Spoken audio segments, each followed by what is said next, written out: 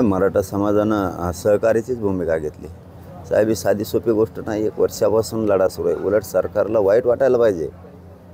मग शिंदे साहेबांनासुद्धा ही वाईट वाटायला पाहिजे की 1 वर्षापासून लढा सुरू आहे आणि एवढ्या मोठ्या लाखानं महिला जनता रस्त्यावरती आहे. त्यांना ही गोष्ट वाईट वाटायला पाहिजे आणि मराठा समाजाचं ओबीसीतलं आरक्षण तातडीनं दिलं पाहिजे. कारण ते चौकटीत टिकणार आहे. मराठा आणि कुणबी 83 क्रमांकाला एकच. त्याची फक्त अंमलबजावणी करायची. कारण ते चौकटीत बसतं आहे कायद्याच्या, टिकणारं पण हे आणि मराठ्यांचं हक्काचं पण हे. बाकीच्या जाती नसूनसुद्धा ओबीसी आरक्षणात गेल्या 350-400 जाती. मराठा पहिल्यापासून 83 क्रमांकाला आहे. मग मराठ्यांची पोटजात कुणबी होती ना. बाकीच्या पोटजाती उपजाती म्हणून आरक्षणात चालल्यात. मराठ्यांची का जात नाही? 83 क्रमांकाला आम्ही असूनसुद्धा अंमलबजावणी करायची. तरी पण तुम्ही सहकार्य आता याच्यापेक्षा किती करायचे? फडणवीस साहेब काम करू देत नाही आहेत बाकीच्यांना. परंतु जाऊ दे, आता त्यात आम्हाला पडायचं नाही. राजकीय भाषा आम्हाला बोलायची नाही आणि आम्ही बोलणार पण नाही. फक्त आमचं म्हणणंच एवढं आहे का आता तुम्हाला संधी आम्ही आमचं आमरण उपोषण कठोर करून इथं जीवाची बाजी लावली आता. आमचा हा खूप खडतर प्रवास आहे आता. आमरण उपोषण म्हणजे माझ्या समाजाचे लेकरं मोठे व्हावेत म्हणून पुन्हा सुरू केलं आणि आम्ही सरकारला संधी दिली की मला माझ्या समाजाला राजकारणात नाही जायचं. आमच्या सगळ्या मागण्याची अंमलबजावणी करा. नसता पुढं मग आपल्या नावाने आरडत बसायचं नाही. हे काय झालं म्हणून पाड्या झाल्यात का पुढं उभा केलेत का काय, मग बोंबलायचं नाही पुन्हा. हे फडणवीस साहेबांनी आता समजून घ्यायचं. ज्यांनी आतापर्यंत काहीच केलं नाही त्यांना तुम्ही जाब विचारणार नाही का, असा एक सवाल. मी आत्ताच सांगितलं ना तुम्हाला, मला राजकीय आता बोलायचंच नाही आहे. मी त्यांच्या प्रश्नावरती पण उत्तर दिलेलं नाही आहे. मला कोणी काही म्हणलं रोज तरी मला राजकीय आता बोलायचंच नाही. काय केलं आहे कुणी, काय नाही केलं आहे कुणी. आता आम्ही संधी दिली, तुम्ही अंमलबजावणी करा. फायदा करताय. आता जो काम करील आणि करणार नाही, जो जनतेचा फायदाच करणार नाही, त्याला जनता कसं काय सोडील? तुम्हाला जर सत्तेत असून फायदाच करायचा नाही जनतेचा, तुम्हाला कोण सोडेल?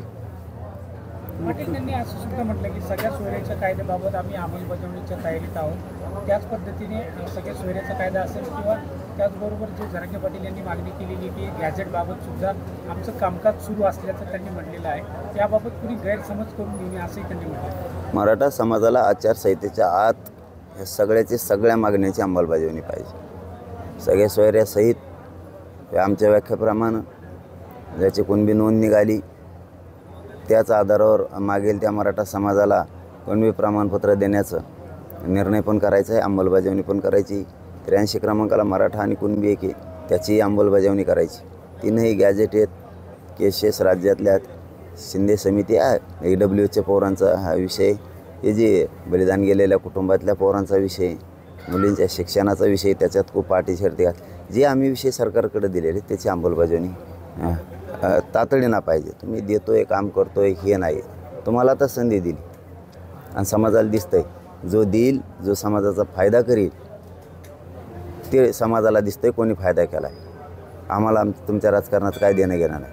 ते महाविकास आघाडी असो नाही तर महायुती असो, तुम्ही कुणीकडं खड्ड्यात पडा तिकडं आम्हाला नाही देणं घेणं देत.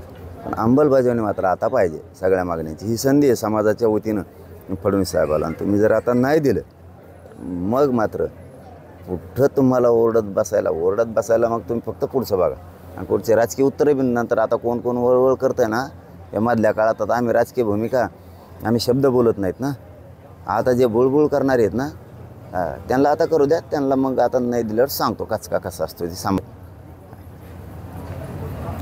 मुख्यमंत्री ठीक आहे ना. मग बसलो ना आता उपोषणला.